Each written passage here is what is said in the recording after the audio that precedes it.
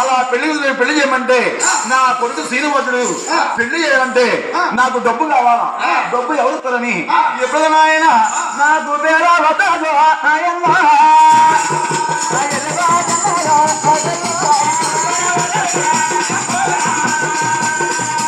అది కది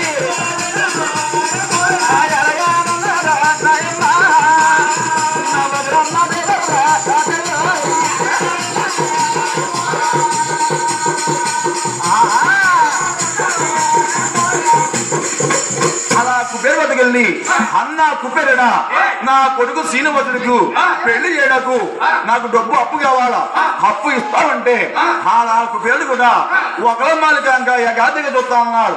ఒకరి మాలిక చూస్తే ఒక ముసలది నేను అప్పిస్తే నాకు తిరిగి చెల్లిస్తుందో అలా చెల్లిపోతుందని ఆలోచన అవుతా ఉన్నాడు.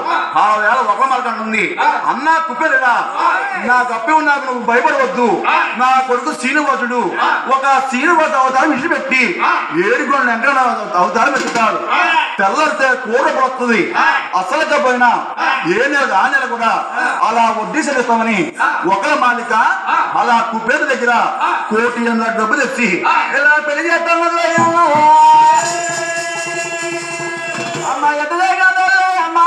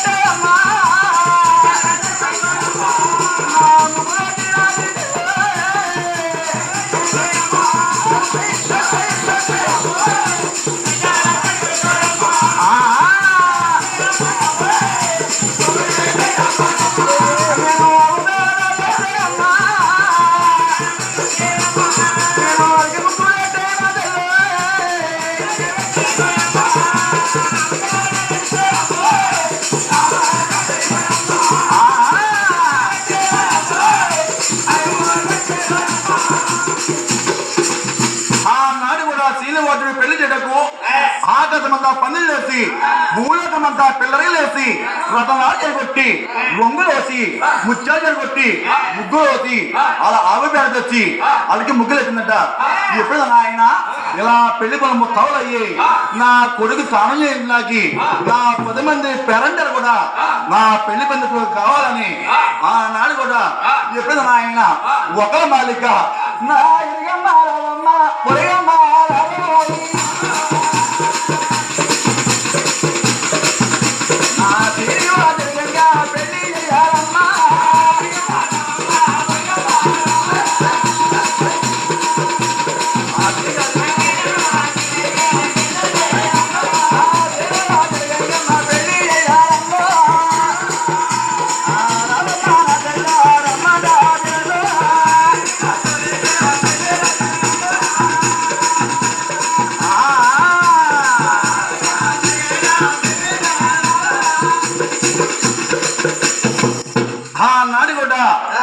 ఒకల మాలిక ఇరుగమ్మ పిలిచి స్నానం చేయించి పక్కమ్మ పిలిచి పెళ్లి పొట్టెట్టి పొరుగమ్మ పిలిచి ఇలా బుగుజు కట్టి ఇలా పెళ్లి చేస్తా ఉన్నది.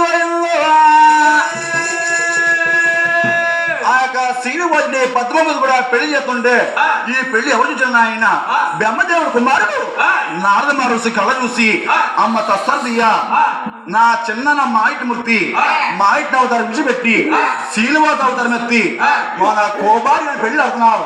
నా పిన్నమ్మ చూస్తే కొల్లాపూర్ పట్టణాన్ని తపస్సు చేస్తుంది. నేను ఇప్పుడే వెళ్ళి నా పిన్నమ్మ కూడా కొబ్బి చెప్పాలని పిన్నమ్మ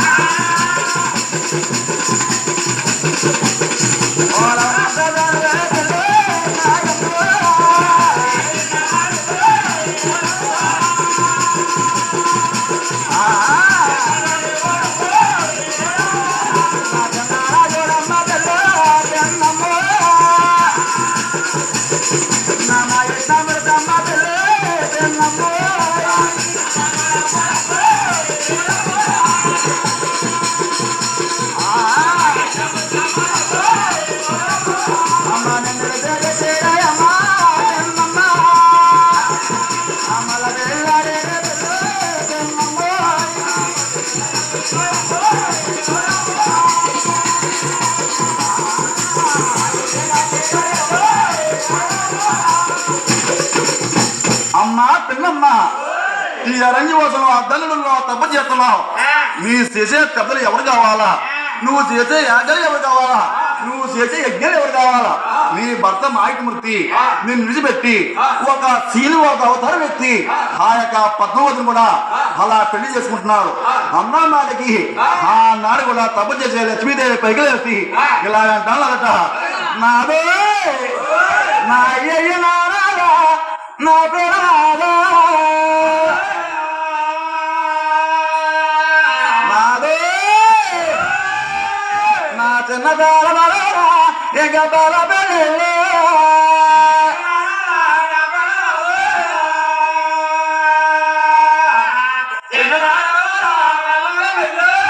చిన్న బాల బలరా నాకు బల బలే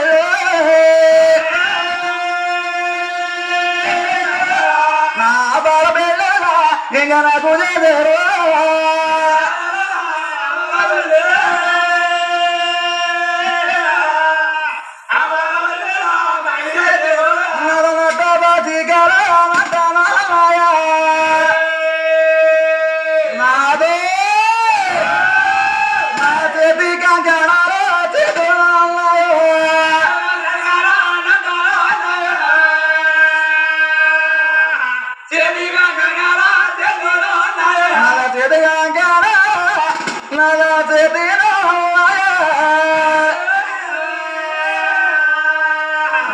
గట్టి గొల్ల నాకు గ్రమాయాలేదు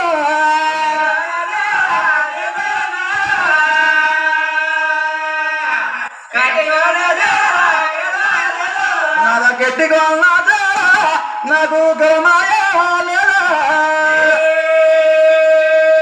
నాదో అయ్యా నన్ను నిజమేటావు నా ప్రాణాలు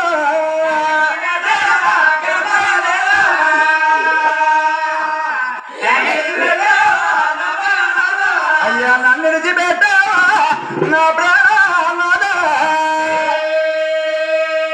నువ్వు మరుగతమరా నువ్వు మళ్ళా బెల్లాడు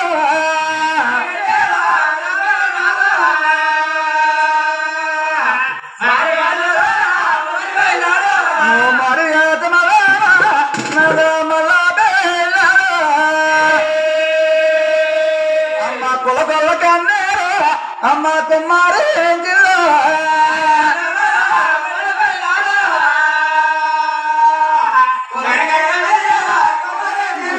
నా కులగొల్ల అమ్మ కుమారి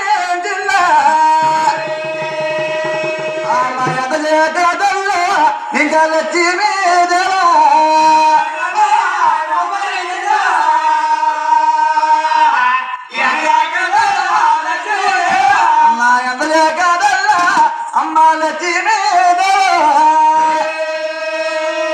అమ్మ పెళ్లి పేద ఇంకా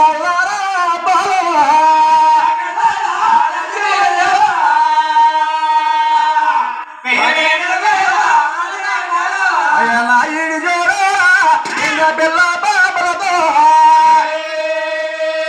నాదే నాదా పిల్ల బాబలతో ఇంకా తొలదూగి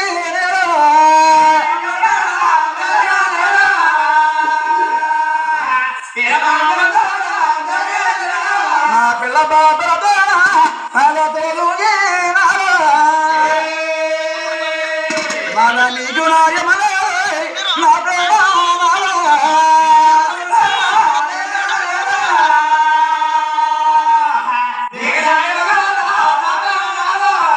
నీకు నాయమల నా ప్రేమ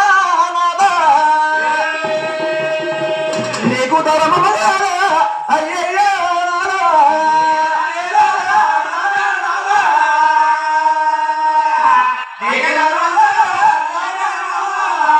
ఎప్పుడైనా ఆయన శ్రీనివాసుడు పద్మములు కూడా పెళ్లి చేసుకుంటే అలా పెళ్లి పెట్టిన అల్లపాటు చేస్తుంది. ఎప్పుడు అల్లపాటు చేస్తుందో ఆ వేళ కూడా పెళ్లి చేసే శ్రీనివాసుడు పైకి వేసి అమ్మ లక్ష్మీదేవి ఆ నడుగు నేను రామతరంలో నేను రాముడిగా ఉన్నప్పుడు నువ్వు సీతగా ఉన్నప్పుడు అయోధ్య పట్టణం వెళ్తుంటే ఆ రాముల బెమ్మ వచ్చి రాముల అంత తీసుకుపోయాడు. నా అన్న అగ్నిదేవుడు అగ్ని ప్రవేశం చేసి ఒక మాయను సృష్టించి అసలు చేతన తన కూతురు జన్నాన తన అద్దం నుంచి నాకు అప్పగిచ్చాడు. రామావతారం అష్ట కష్టాలు పడ్డాం. ఈ ఆలయం బాధపడవద్దు, నేను ఒక శ్రీనివాస అవతారం విడిచిపెట్టి 7 కోణాలు వెంకటరామ అవతారం ఎత్తాను. ఎప్పుడైనా ఆయన ఆనాడు కూడా పెంచి పెద్ద చేసి నేను ముందుగా నిన్ను కళ్యాణం చేసుకుని నీతో కాపం చేస్తాను, అంతవరకు కూడా నువ్వు బాధపడద్దంటే ఆనాడు శ్రీనివాసుడు ఆ యొక్క పద్మవతి యుగల మాలిక లక్ష్మీదేవి కూడా ఇలా అంతైపోయారు. ఇక్కడతో శ్రీనివాస కళ్యాణం పూర్తయిపోయింది.